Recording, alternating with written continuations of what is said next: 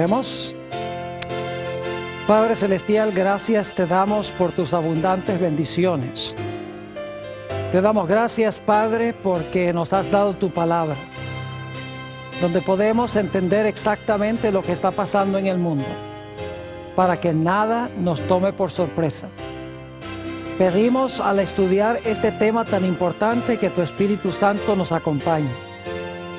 Te pedimos que abras nuestras mentes y corazones para recibir la semilla de la verdad, para que pueda germinar, crecer y producir fruto para tu honra y tu gloria. Te lo pedimos en el precioso nombre de tu Hijo, Cristo Jesús. Amén. Nuevamente quiero saludar a todos los que están viendo este programa vía satélite, en la pantalla de televisión o donde quiera que se encuentren. También quiero darle un saludo muy cordial a todos los que han venido aquí al local con el fin de estudiar este tema tan importante que se titula Un cataclismo peor que Katrina. Yo creo que no necesito explicarles qué es Katrina.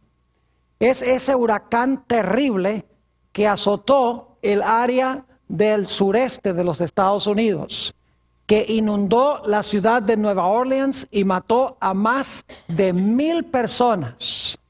Un desastre que destruyó prácticamente a una ciudad completa. Pero hoy queremos estudiar un cataclismo o una catástrofe mucho más grande que la catástrofe que se realizó en Nueva Orleans. Me refiero al gran diluvio universal en los días de Noé. Ahora, yo quisiera comenzar en Génesis el capítulo 3 y el versículo 15 para colocar el marco de lo que vamos a estudiar en nuestro tema de hoy. El libro de Génesis, el capítulo 3 y el versículo 15. Aquí Dios le está hablando a Satanás. Jesús le está hablando a Satanás. Satanás ha vencido a Adán y Eva, pero Dios le va a decir a Satanás: yo voy a mandar una simiente al mundo y esa simiente te va a hacer la guerra. En el proceso de la guerra tú le vas a herir a la simiente en el calcañar, pero él te va a dar una herida mortal en la cabeza. Dice en Génesis 3:15, y pondré enemistad entre ti y la mujer, y entre tu simiente y la simiente suya. Esta, es decir, la simiente de la mujer, te herirá en la cabeza y tú le herirás a la simiente de la mujer en el calcañar. Ahora, como hemos estudiado, cuando Satanás escuchó estas palabras, él se propuso de que no iba a permitir que viniera esa simiente. Porque él dice, si dejo que venga esa simiente, me va a aplastar la cabeza. Así que desde este momento en adelante, yo voy a impedir que esa simiente venga al mundo. Si no viene, no me va a aplastar la cabeza. Y desde el mismo comienzo de la historia, encontramos que Satanás maniobra para impedir que la simiente venga. El primer ejemplo de esto lo encontramos en Génesis, el capítulo 4, en la historia de Caín y Abel. Y lo que quiero hacer es ir a Primera de Juan 3, a donde se relata la experiencia de Génesis, el capítulo 4. Primera de San Juan, el capítulo 3 y el versículo 12. Primera de San Juan 3 y el versículo 12. Dice aquí, no como Caín, que era del maligno y mató a su hermano. ¿Y por qué causa le mató?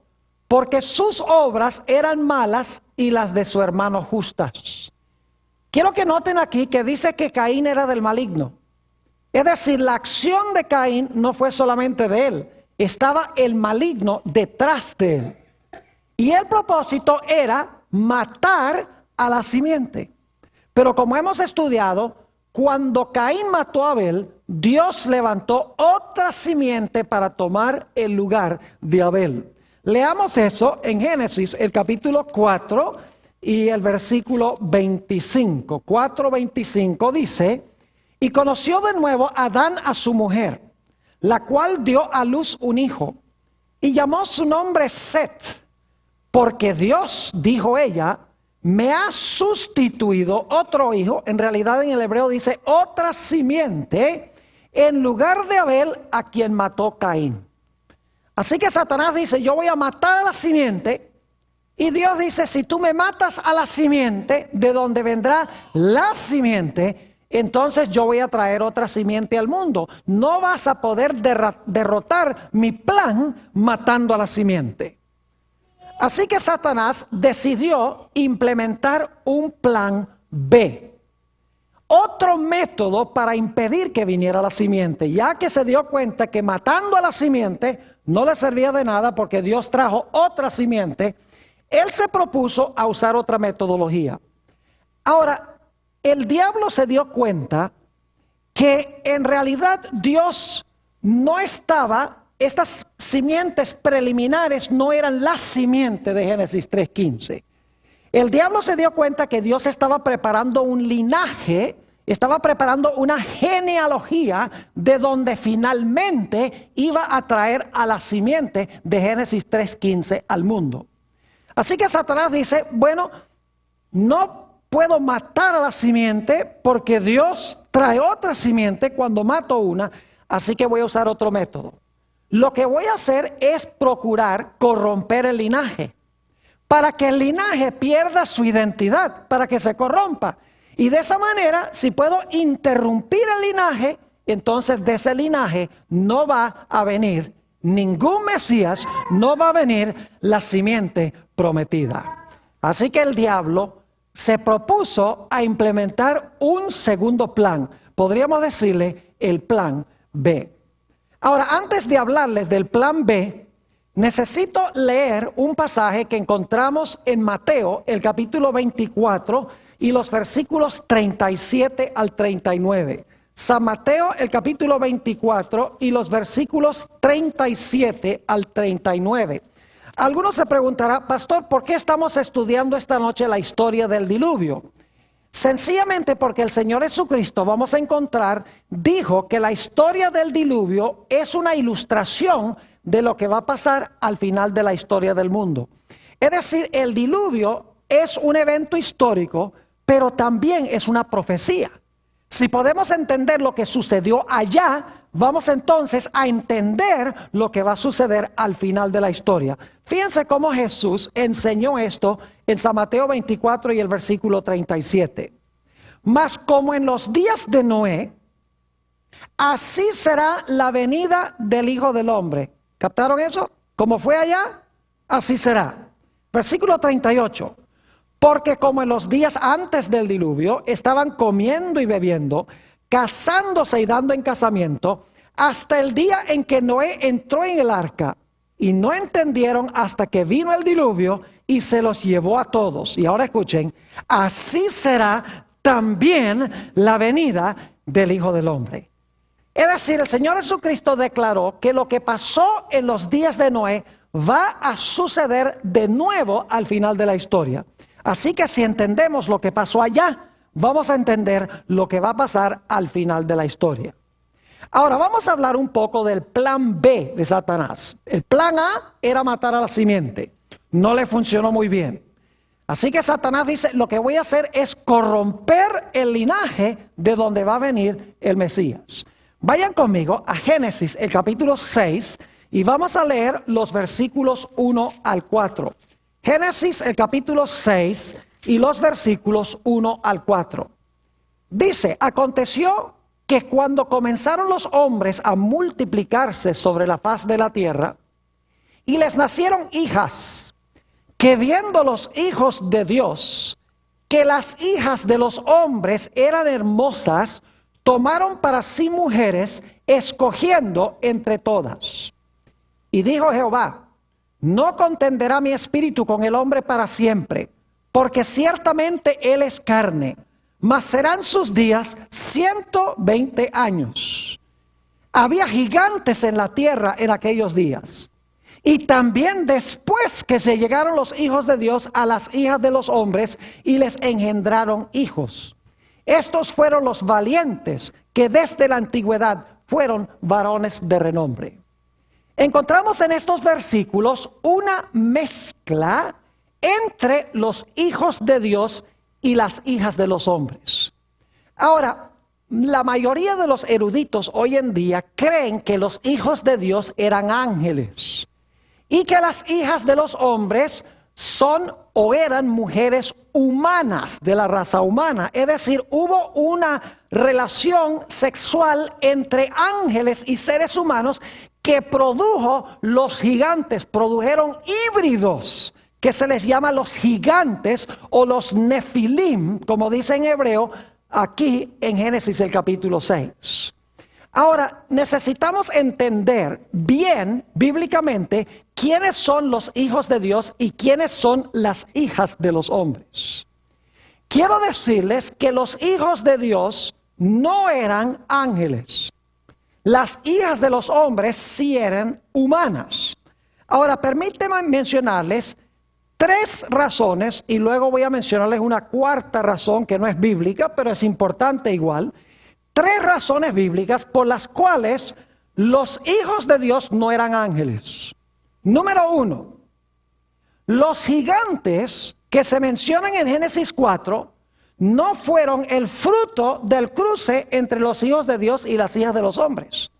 Porque dice que había gigantes en aquellos días y también había gigantes después que los hijos de Dios entraron a las hijas de los hombres. Es decir, había gigantes antes de que hubiese los cruces y había gigantes también después. Es decir, los gigantes o los nefilim no eran el fruto de una relación entre ángeles y seres humanos. En segundo lugar, estos gigantes, nefilim en hebreo, se mencionan solamente en un otro lugar en el Antiguo Testamento. Les voy a mencionar la referencia. Números 13:33 dice que en la tierra de Canaán había gigantes cuando Israel iba a entrar en Canaán. Ahora, esos no podrían haber sido ángeles, los mismos ángeles supuestamente que existieron después del diluvio, porque cuando vino el diluvio, todos los gigantes fueron ¿qué cosa? Todos los gigantes fueron destruidos en el diluvio. Así que había gigantes después del diluvio. Los nefilim de Génesis 6 fueron destruidos en el diluvio. Así que no podemos decir que los gigantes eran ángeles o eran híbridos, el fruto de una mezcla entre ángeles y seres humanos. En ese caso tendríamos que decir que los gigantes en Canaán eran una combinación de ángel y ser humano. Pero en realidad sabemos que eran sencillamente gigantes humanos que había en Canaán que el pueblo de Israel tuvo que conquistar. La tercera razón por la cual encontramos que los hijos de Dios no eran ángeles es porque el Señor Jesucristo declaró que los ángeles no se casan ni se dan en casamiento. Es decir, los ángeles no contraen matrimonio. Y por lo tanto, no es posible que los hijos de Dios hayan sido ángeles que se entremezclaron con las hijas de los hombres.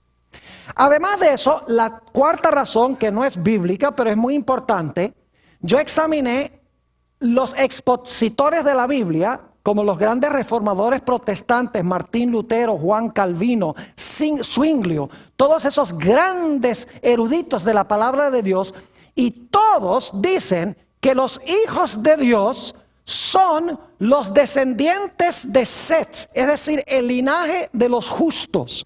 Mientras que las hijas de los hombres son las mujeres que se mencionan en el linaje de Caín. Y se mencionan a 3 de ellas por nombre en el linaje de Caín. Es decir, los hijos de Dios son los fieles del linaje de donde vendrá el Mesías. Las hijas de los hombres representan las malvadas mujeres que están en la genealogía de Caín. Ahora ustedes dicen, Pastor Borg, ¿cómo sabemos eso? Bueno, hay varias razones. En primer lugar, tenemos que mirar el contexto. En Génesis 4 está la genealogía de Caín. En Génesis 5 está la genealogía de Set, que es la genealogía de los justos, el linaje de los justos. Y luego Génesis 6 comienza hablando de hijos de Dios e hijas de los hombres. Fíjense qué interesante. Génesis 4 el linaje de Caín, de los malos. Génesis 5, el linaje de Set, el linaje de los buenos. Y luego Génesis 6 habla de la mezcla entre hijos de Dios e hijas de los hombres. Es decir, los hijos de Dios son los del linaje de Set, mientras que las hijas de los hombres son las mujeres en el linaje de Caín. Además de eso, hemos visto que en el libro de Génesis se habla de dos simientes. Se habla de la simiente de Satanás y de la simiente de la mujer. Se habla de los hijos de Dios y las hijas de los hombres. Se habla de Isaac e Ismael. Se habla de Jacob y de Esaú. En cada caso, las dos simientes son seres humanos.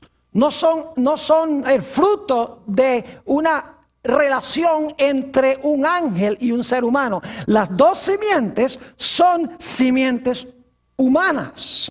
La única diferencia es que una simiente tiene el carácter de Satanás y la otra simiente tiene el carácter de Dios. Es decir, en Génesis, la batalla entre las dos simientes es la batalla entre los seguidores de Satanás y los seguidores de Dios. Además de eso, en el resto de la Biblia, la expresión hijos de Dios se refiere a los que han recibido a Jesús y se han convertido al Señor. Note lo que dice, por ejemplo, en Romanos el capítulo 8 y el versículo 14. Romanos el capítulo 8 y el versículo 14. Dice aquí lo siguiente: porque todos los que son guiados por el Espíritu de Dios, estos son ¿qué? Estos son hijos de Dios. ¿Quiénes son los hijos de Dios? Los que son guiados ¿por quién? Por el Espíritu de Dios. Y varias veces en el Nuevo Testamento se usa la expresión hijos de Dios para hablar de los que son fieles al Señor. Es decir, tenemos varias razones. En primer lugar, el contexto inmediato de Génesis 4 y 5. En segundo lugar, la idea de las dos simientes en Génesis. En tercer lugar, el significado bíblico de la expresión los hijos de Dios. Y también tenemos lo que dicen los eruditos, que es que los hijos de Dios son los conversos y las hijas de los hombres eran las mujeres malvadas de la genealogía de Caín. Es decir, que cuando dice que se entremezclaron los hijos de Dios con las hijas de los hombres, está diciendo que los conversos, los que eran fieles a Dios, empezaron a casarse con las que pertenecían a la genealogía de los impíos. Empezaron a entremezclarse. Y el resultado fue gigantes. No solamente gigantes en estatura, sino gigantes para hacer el mal. Porque cuando se mezcla el bien y el mal, el resultado es terrible. Por eso Dios le dijo a Israel que no se entremezclara con las naciones de Canaán. Ahora, yo pregunto, ¿por qué quería Satanás entremezclar los hijos de Dios o el linaje de los fieles con el linaje de los infieles? Porque estaba implementando el plan ¿qué? El plan B. Él dice, si yo logro que los descendientes de Caín se entremezclen con los descendientes de Set, los descendientes de Set van a perder su ¿qué? Van a perder su identidad. Y mi linaje se va a tragar el linaje de los hijos de Dios. ¿Y saben que casi sucede así? Yo pregunto, ¿cuántas personas creen ustedes que vivían en este mundo el día antes del diluvio? ¿1,000? ¿5,000? ¿1,000,000? Mis queridos amigos, no cabe duda de que en este mundo había millones de personas antes del diluvio. Entre la creación y el diluvio pasaron 1,656 años. En un mundo donde no había escasez de recursos naturales. En un mundo donde prácticamente no existía la enfermedad. En un mundo a donde Dios había dicho que debían fructificar y multiplicar y llenar la tierra. En un mundo a donde los hombres vivían hasta tener casi 1,000 años. ¿Cuántos hijos puede tener un hombre de 1,000 años? Casi 1,000 años, porque Matusalén murió de 969 años. Imagínense que cuando llegaban a los 400 años todavía eran teenagers. Todavía están un poquito más allá de la adolescencia. podían tener muchísimos hijos, no había infertilidad. Es decir, no cabe duda que había millones de personas en el mundo el día antes del diluvio. Porque la Biblia dice que toda la tierra estaba llena de violencia, toda la tierra estaba habitada. Y sin embargo, escuchen lo aterrador. De los millones que habitaban sobre el planeta Tierra, ¿cuántos permanecieron fieles a Dios? Solamente quedaban 8 personas fieles a Dios. Y todos eran de la misma familia. Eran del linaje de Set. Noé es el último personaje que se menciona del linaje de Set. Ahora yo pregunto, ¿qué hubiera sucedido si Dios no hubiera destruido el mundo por un diluvio? Hubiera terminado de corromperse el linaje de donde iba a venir el Mesías o la simiente, y Dios no hubiera tenido a nadie a través del cual traer a la simiente prometida al mundo. Ese era el propósito de Satanás. Era acabar con el linaje, entremezclando a los justos con los injustos. Y el resultado fue estos nefilim, estos gigantes, no solamente en tamaño, sino gigantes en hacer el mal. Y la Biblia dice que antes de que se entremezclaran, había también gigantes. Es decir, los gigantes no eran el fruto solamente de la entremezcla de los justos con los injustos. Ahora necesitamos hablar un poquito sobre lo que sucedió antes del diluvio, que llevó finalmente a este gran cataclismo universal. Notemos en primer lugar la maldad que había en la tierra. Vayan conmigo a Génesis, el capítulo 6 y el versículo 5. Génesis, el capítulo 6 y el versículo 5. Dice, y vio Jehová que la maldad de los hombres era mucha en la tierra, y que todo designio de los pensamientos del corazón de ellos era de continuo solamente el mal. Fíjense las expresiones que se usan. Mucha en la tierra maldad. Dice, todo designio de los pensamientos del corazón de ellos era de continuo solamente el mal. Y fíjense cuál fue el resultado de esto. Versículo 11. Y se corrompió la tierra delante de Dios. Y estaba la tierra llena de ¿qué? De violencia. Y miró Dios la tierra, he aquí que estaba corrompida, porque toda carne había corrompido su camino sobre la tierra. ¿En qué condición estaba la tierra antes del diluvio? Prácticamente, completamente ¿qué? Corrompida por el pecado y llena de violencia. Y por lo tanto Dios dice, yo voy a destruir al planeta Tierra. Pero Dios nunca destruye una civilización sin primero enviar un mensaje de advertencia. Y por lo tanto Dios levantó a un hombre llamado Noé para proclamar su mensaje de advertencia a ese mundo, de que iba a ser destruido por la iniquidad que ellos tenían. Quiero que noten lo que dice en 2 de Pedro, el capítulo 2 y el versículo 5 sobre este predicador. 2 de San Pedro, el capítulo 2 y el versículo 5. Dice aquí, y si no perdonó al mundo antiguo, sino que guardó a Noé, escuchen bien, pregonero de justicia, es decir, predicador de justicia, el que proclamó la justicia, con otras 7 personas, trayendo el diluvio sobre el mundo de los impíos. ¿Qué fue lo que proclamó o pregonó Noé? Pregonó que era necesario tener ¿qué? Justicia. Noten también lo que dice el libro de los Hebreos, el capítulo 11, y vamos a leer el versículo 7. Hebreos, el capítulo 11 y el versículo 7. Aquí está hablando nuevamente del mensajero que Dios levantó. Dice, por la fe Noé, cuando fue advertido por Dios acerca de cosas que aún no se veían, con temor preparó el arca en que su casa se salvase, y por esa fe condenó al mundo y fue hecho heredero de la justicia que viene por la fe. ¿Qué hizo Noé? Noé predicó y también ¿qué? Y construyó. Porque si sencillamente hubiera dicho que Dios iba a destruir el mundo por un diluvio y no hubiera hecho nada, como que la gente no le hubiera creído mucho.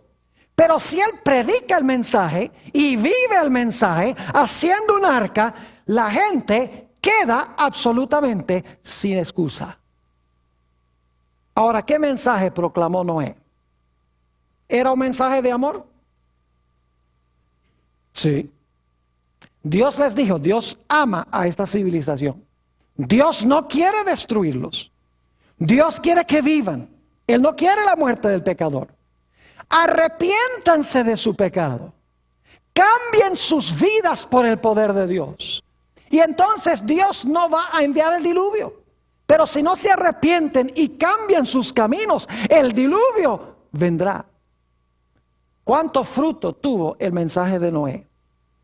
De millones de personas, solamente su familia recibió el mensaje. Vivimos en un mundo hoy a donde la gente cree que la mayoría está con Dios. ¿Sabe usted que en la Biblia la mayoría nunca ha estado con Dios? Es la minoría la que está con Dios. Algunas personas dicen, ¿cómo es que los adventistas pueden tener razón cuando ellos dicen que se debe guardar el sábado cuando casi todo el mundo guarda el domingo? La gente se rige por las mayorías y no por lo que enseña la santa palabra de Dios. El mensaje de Noé no fue un mensaje blandito, no fue un mensaje suave, no era un mensaje, bueno, Dios ama a todo el mundo, Dios no va a destruir a nadie, todo va a andar bien, no se preocupen.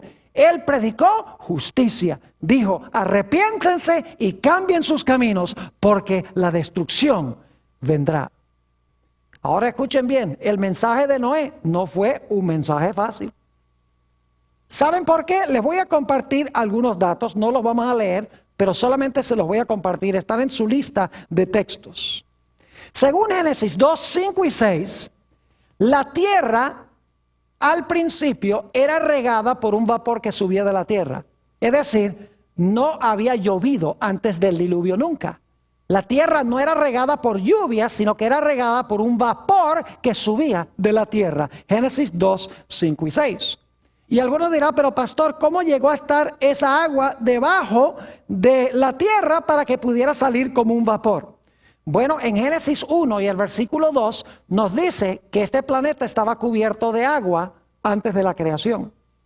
Y en Génesis 1:7 nos dice que Dios tomó parte de esa agua y la puso debajo de la tierra y tomó otra parte del agua y la colocó encima de la tierra y eso llegó a ser la atmósfera. Es decir, el agua que cubría el planeta, Dios tomó parte y la colocó arriba y tomó parte del agua y la colocó abajo. El agua que colocó bajo la tierra era la que subía para regar la tierra como un vapor. Cuando Dios trajo el diluvio a este mundo, Dios no tuvo que inventar agua. Dios no tuvo que crear agua.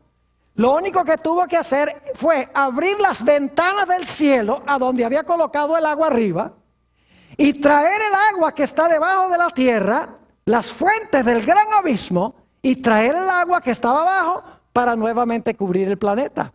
Es decir, el agua que puso arriba y abajo, ahora Dios en el diluvio trae el agua de arriba y trae el agua de abajo y nuevamente llena el planeta como era antes del diluvio. Ahora ustedes pueden imaginarse cuán ilógico era el mensaje de Noé. Cuán absurdo, cuán anticientífico. Imagínense predicando que Dios va a traer un diluvio, va a llenar la tierra con agua cuando nunca había llovido. De que Dios iba a traer agua del cielo y se iba a llenar el planeta con agua. Yo me imagino a los científicos, a los historiadores, inclusive a los psicólogos diciendo, este hombre está loco porque nunca ha llovido. Esto es científicamente imposible. Pero como leímos en Hebreos 11 y el versículo 7, Noé tenía fe. ¿Saben lo que es fe? Es muy sencillo. Dios habla algo, yo creo lo que Dios dice y actúo a base de lo que dice. Es decir, fe no es creer lo que Dios dice. Fe es creer lo que Dios dice suficientemente como para hacerlo. Dios le dice a Noé, Noé, voy a mandar un diluvio. Esa es mi palabra. Te prometo que voy a mandar un diluvio. ¿Y qué hace inmediatamente Noé? No se siente y dice, ay, gracias Señor por esta revelación, te lo creo. No. Inmediatamente, ¿qué hace? Él y sus hijos van y empiezan a cortar árboles y sacan los clavos y sacan los martillos. Porque cuando ellos oyen la palabra de Dios, actúan y obedecen lo que Dios dice. Eso es tener fe. Eso demostró que ellos creían el mensaje que estaba proclamando Noé. Por eso dice que por su fe condenó al mundo. Noé invirtió todo lo que tenía en el arca. Todo su tiempo, todos sus talentos, todo su dinero, todas sus energías, las dedicó para construir el arca. Y cada martillazo que Noé y sus hijos dieron sobre esa arca, indicó que ellos creían el mensaje que Dios había dado. Y que en serio Dios iba a mandar un diluvio sobre el mundo. Ahora, ¿saben ustedes que el mensaje de Noé fue acompañado por el poder del Espíritu Santo? Note lo que dice Génesis, el capítulo 6 y el versículo 3. Génesis, el capítulo 6 y el versículo 3. Y dijo Jehová, no contenderá mi espíritu con el hombre para siempre, porque ciertamente él es carne, mas serán sus días 120 años. ¿Qué estaba haciendo el Espíritu Santo a medida que Noé proclamaba su mensaje durante los 120 años? Dice que el Espíritu Santo estaba haciendo ¿qué cosa? Estaba contendiendo con toda carne. Es decir, estaba luchando con la gente para que la gente escuchara el mensaje de Noé y lo recibiera, lo aceptara. Es decir, el mensaje de Noé no fue solamente un mensaje aislado de él, sino cuando proclamó el mensaje, lo proclamó con poder, porque iba con la convicción del Espíritu de Dios. Y lo interesante es que a pesar de que Noé predicó 120 años, solamente su familia creyó y aceptó el mensaje que Dios estaba dando a través de Noé. De los millones de personas, solamente 8 creyeron que Dios iba a mandar un diluvio y aceptaron el mensaje aparentemente absurdo y anticientífico de Noé. Finalmente llegó el momento en que se debía entrar al arca. Y fíjense qué maravilloso es Dios. No solamente Dios a través de Noé proclamó un mensaje de juicio, de que Dios iba a venir en juicio, un mensaje de que Dios quería salvar a esa civilización, un mensaje acompañado por el poder del Espíritu Santo, sino que Dios hizo un maravilloso milagro. Note lo que dice Génesis 7 y los versículos 8 y 9. Génesis el capítulo 7 y los versículos 8 y 9. Está hablando sobre los animales. Y dice lo siguiente, de los animales limpios y de los animales que no eran limpios, y de las aves, y de todo lo que arrastra sobre la tierra, de 2 en 2, entraron con Noé en el arca, macho y hembra, como mandó Dios a Noé. Ahora, en la versión de Hollywood del diluvio, aparecen los hijos de Noé por allá cazando animales y alándolos duro para que vengan al arca. Pero la versión bíblica dice que los animales vinieron de 2 en 2 a Noé en el arca y entraron en orden al arca. Es decir, los animales obedecían a Dios y los seres humanos no. Dios estaba diciendo que los seres humanos habían caído a un nivel subanimal. Porque los animales escuchaban a Dios, mientras que los seres humanos tenían la conciencia casi completamente cauterizada, con la excepción de Noé y de su familia. Ahora me imagino a Noé parado en la puerta del arca. Todos los animales han entrado, su familia está dentro. Y viene la última invitación. Pero los que están fuera del arca se burlan, dicen esto es anticientífico, esto no va a pasar. ¿Y saben lo que sucede luego? Noten lo que dice Génesis, el capítulo 7 y el versículo 16. Génesis, el capítulo 7 y el versículo 16. Ya cuando se ha presentado el mensaje, los animales han entrado, sucede algo solemne. Dice allí en el versículo 16, y los que vinieron, noten los que vinieron, no los fueron a buscar, los que vinieron, macho y hembra de toda carne vinieron, como le había mandado Dios. Y ahora escuchen, y Jehová le ¿qué? Y Jehová le cerró la puerta. Y apenas se cerró la puerta, empezó a llover.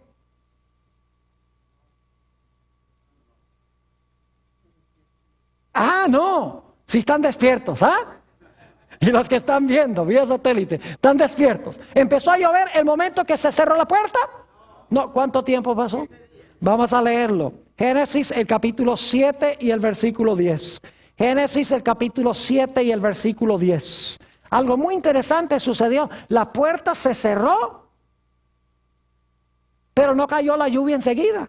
Dice en el versículo 10, y sucedió que al séptimo día, las aguas del diluvio vinieron sobre la tierra. ¿Cuánto tiempo pasó entre cuando se cerró la puerta y cuando empezó a llover? Pasaron 7 días.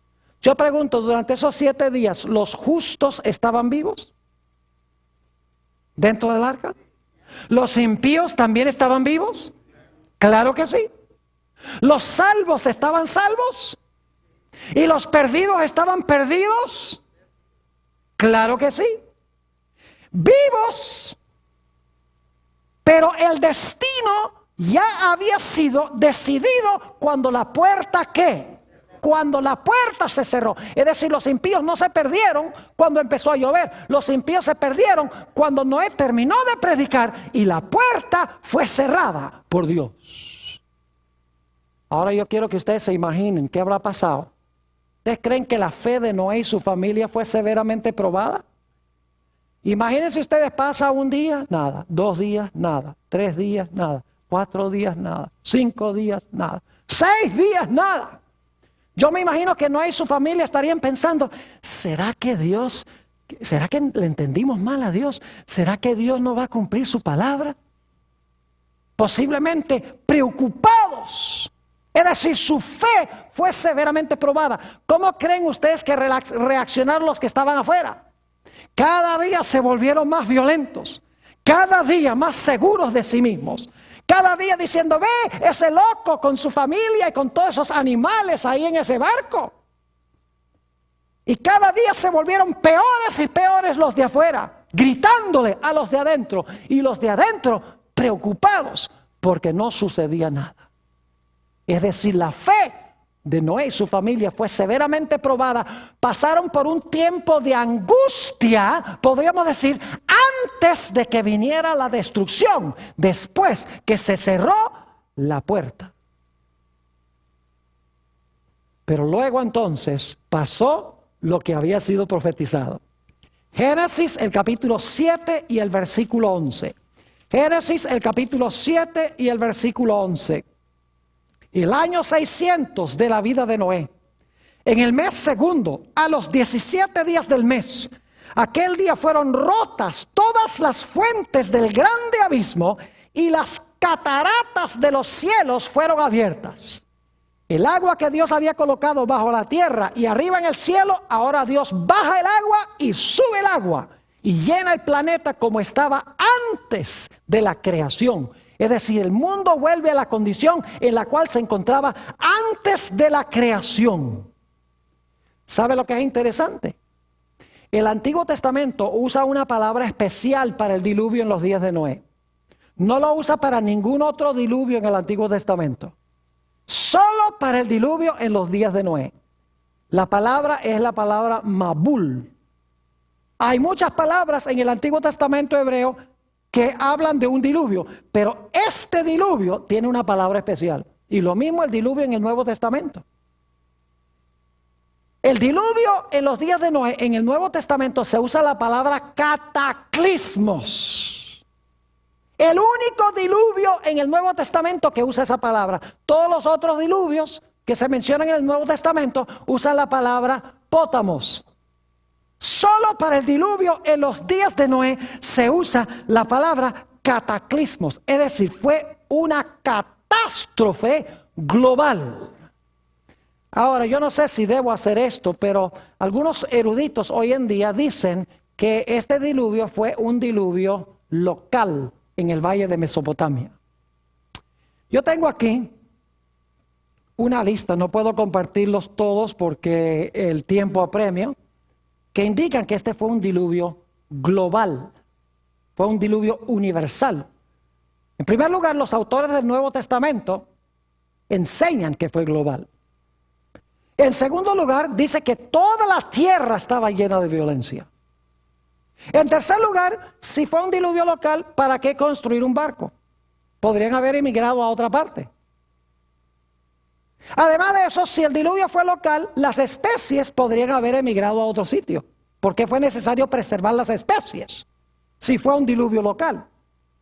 Dice ahí en Génesis que todas las cosas vivas que Dios había creado fueron destruidas en el diluvio. Se dice que todos los altos montes fueron cubiertos de agua. Dice, toda carne murió, cada hombre murió.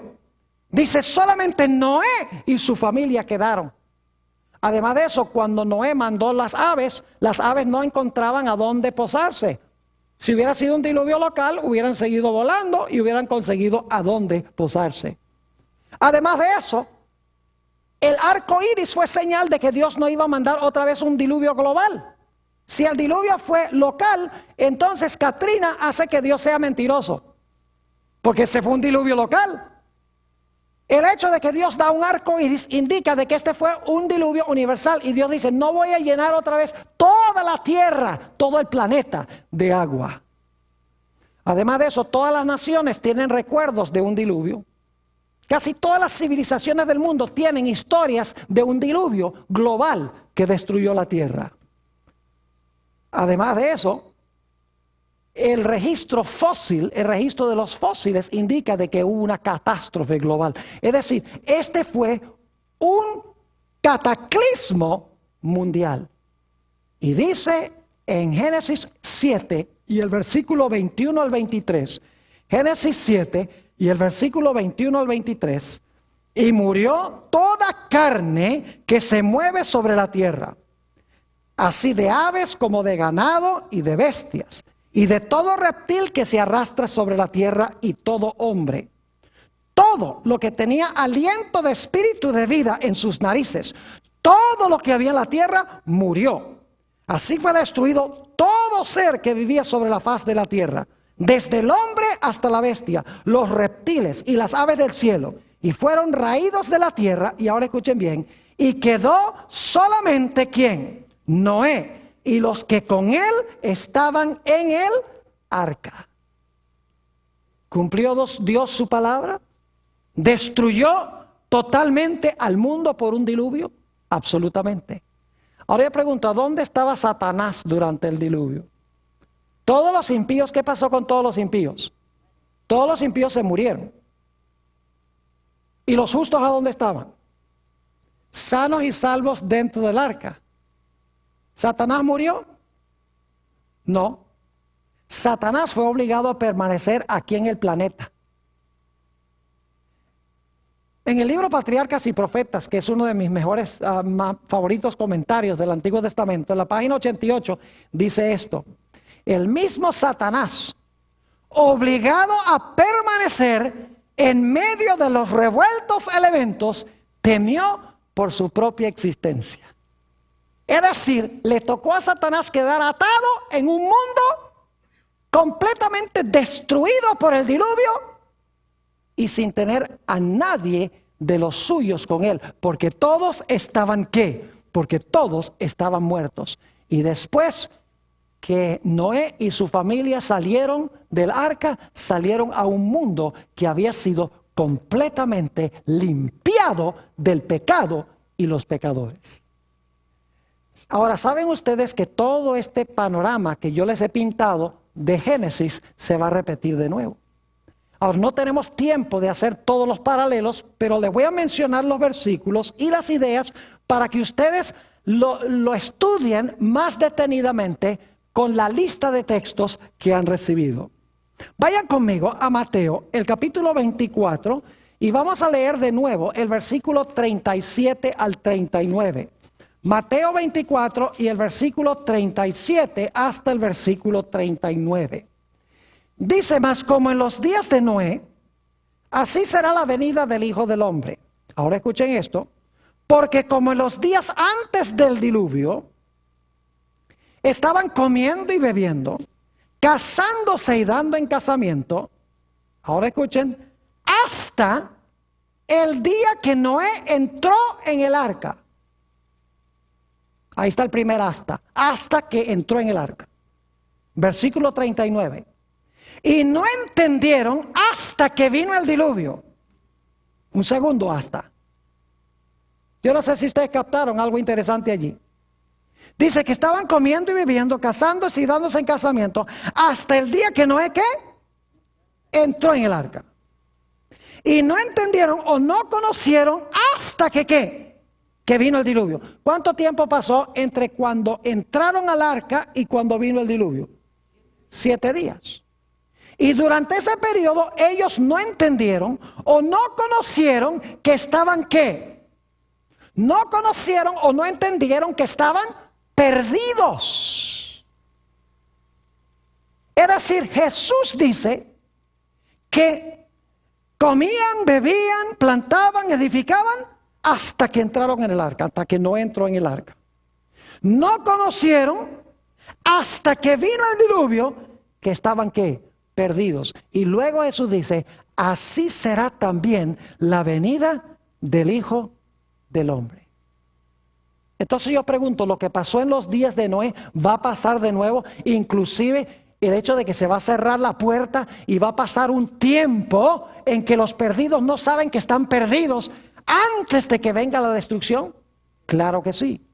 Ahora vamos a hacer rápidamente el paralelo con lo que va a pasar al final de la historia. Yo pregunto, ¿Dios nos dice a nosotros hoy que no nos unamos en yugo desigual con los incrédulos? Lo que estaban haciendo antes del diluvio, estaban entremezclándose los fieles con los infieles, los hijos de Dios con las hijas de los hombres. Dios dice: no os unáis ¿en qué? En yugo desigual con los incrédulos. ¿Qué pasa cuando nos unimos en yugo desigual con los incrédulos? Los que creen no se ganan a los que no creen, sino que los que no creen arrastran a los que creen. Y Satanás quiere al final de la historia que los justos se entremezclen con las costumbres de los injustos y con las costumbres del mundo, para que el pueblo de Dios pierda su identidad. Y como en los días de Noé, no quede nadie del lado de Dios. El diablo está haciendo lo mismo. Yo pregunto, ¿el mundo al final de la historia va a estar en una condición muy semejante a la condición en que estaba en los días de Noé? Lean el catálogo de pecados que se mencionan en Segunda de Timoteo. Segunda de Timoteo, el capítulo 3. Y lo voy a leer rápidamente. Segunda de Timoteo, el capítulo 3. Y empezando en el versículo 1. También debes saber esto, que en los postreros días, fíjense, los postreros días vendrán tiempos peligrosos. Porque habrá hombres amadores de sí mismos, avaros, vanagloriosos, soberbios, blasfemos, desobedientes a los padres, ingratos, impíos, sin afecto natural, implacables, calumniadores, intemperantes, crueles, aborrecedores de lo bueno, traidores, impetuosos, infatuados, amadores de los deleites más que de Dios. ¿Estamos viviendo en esa clase de mundo hoy? Claro que sí. Y sin embargo dice que tendrán, ¿qué cosa? La apariencia de la piedad, pero negarán la eficacia de ella. A estos evita. El mundo está ahora en la condición en la cual se encontraba antes del diluvio. Yo pregunto, ¿Dios va a venir a destruir este mundo como lo hizo en los días de Noé? Claro que sí. ¿Pero va a destruir el mundo sin antes dar un mensaje de advertencia? No. Ustedes pueden leer ese mensaje de advertencia en Apocalipsis el capítulo 14, donde desciende un ángel del cielo que tiene el evangelio eterno para predicarlo a los que moran en la tierra, a toda nación, tribu, lengua y pueblo. Y que dice en alta voz: temed a Dios y dadle gloria, porque ¿qué? Porque la hora de su juicio ha llegado. Y adorad a aquel que hizo el cielo, la tierra, el mar y las fuentes de las aguas. Es decir, Dios envía al mundo un mensaje poderoso para avisarle al mundo que ha llegado la hora del juicio y que pronto vendrá la destrucción. Yo pregunto, ¿ese mensaje irá acompañado del poder del Espíritu Santo? Escuchen bien lo que les voy a decir, no tenemos tiempo de leerlo. Pero inmediatamente después del mensaje del tercer ángel, porque son 3, inmediatamente después que se presentan los mensajes de los 3 ángeles, que es el último mensaje de Dios al mundo, se ve una escena a donde el Hijo del Hombre está sentado sobre una nube y tiene en su mano una hoz aguda y va a cosechar la tierra, porque la mies está madura y porque las uvas están maduras. ¿Saben ustedes qué era lo que maduraba la cosecha en los tiempos bíblicos? Lo que maduraba la cosecha era la lluvia tardía, que representa el Espíritu Santo. Es decir, los mensajes de los 3 ángeles van acompañados del poder del Espíritu Santo y van a hacer lo mismo que hizo el mensaje de Noé en los días antes del diluvio. Van a polarizar el mundo. Algunos van a recibir el mensaje, otros van a rechazar el mensaje.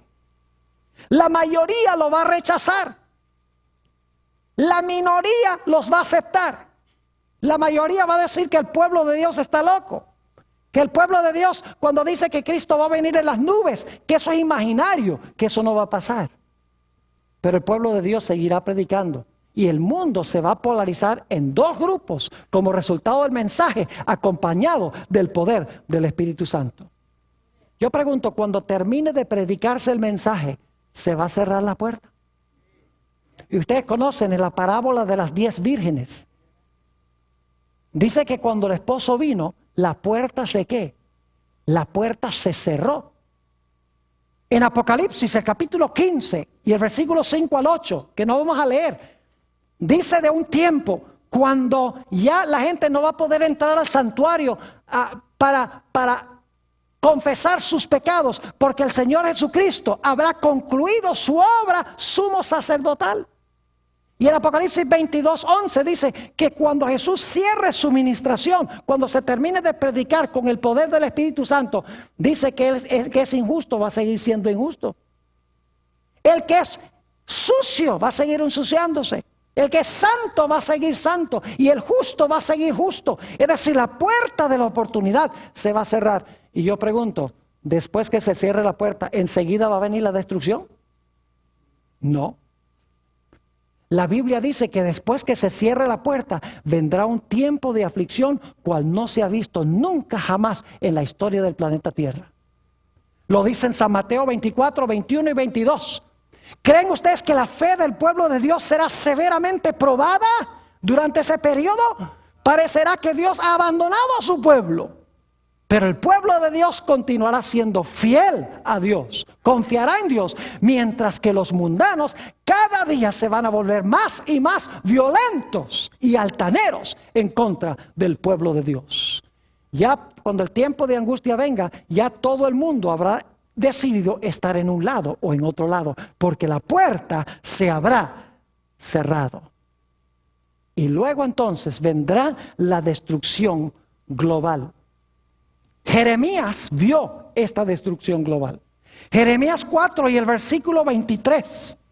El profeta vio este momento cuando Cristo venga. Dice, miré la tierra y he aquí que estaba ¿qué? Desordenada y vacía.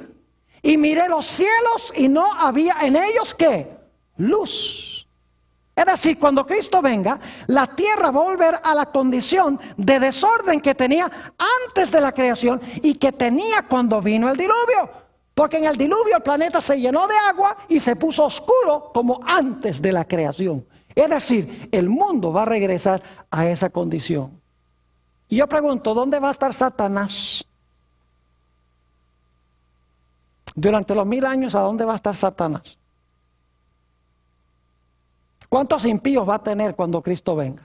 ¿Cuántos seguidores va a tener Satanás vivos? Ninguno. Porque dice en Apocalipsis 25, el resto de los muertos no tornaron a vivir, sino hasta que se cumplieran los 1000 años. Igual que en el diluvio, todos los seguidores de Satanás van a estar muertos. Y Satanás va a ser atado a este mundo. Dice que se va a ser encadenado en Apocalipsis el capítulo 20 y el versículo 1 al 3. Va a estar vivo aquí con sus ángeles. Los impíos van a estar todos, ¿qué? Todos muertos. Y los justos van a estar con Jesús en la patria celestial. Y así como vino agua del cielo y agua de debajo de la tierra. Segunda de Pedro, el capítulo 3 dice que ya no será agua, sino que vendrá un lago de fuego de arriba y un lago de fuego de abajo que destruirá la tierra, purificará la tierra, limpiará la tierra del pecado y pecadores. Y entonces Dios hará un cielo nuevo y una tierra nueva a donde habita la justicia. ¿Qué debemos hacer en preparación? Ustedes tienen los versículos, solamente resumo. Jesús viene pronto. Jesús dijo que debemos velar. Segundo lugar, debemos orar. En tercer lugar, debemos trabajar con amor por otros, compartir nuestro alimento, compartir nuestra ropa, etc. Debemos estar listos. Debemos usar nuestros talentos para gloria de Dios y debemos ocuparnos hasta que Él venga.